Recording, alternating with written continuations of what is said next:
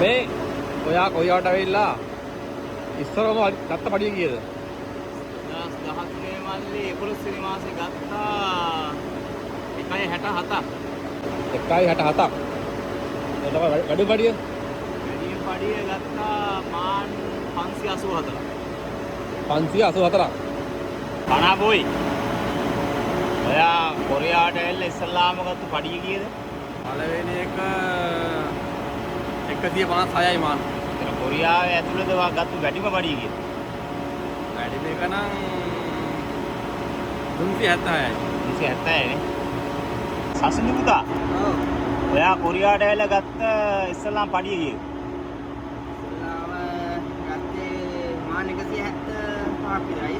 175ක් නේ. 2023 නේ. 23. තවර ගත්ත වැඩිම පඩිය කීයද? මාන 355ක් විතර. මාන් 55ක් විතර. 55ක්. ඔයාත් කොරියාවට ඇවිල්ලා ගත්ත මුල්ම පඩියයි ගත්ත වැඩිම පඩිය කීයද කියලා කමෙන්ට් එකක් දාන්න.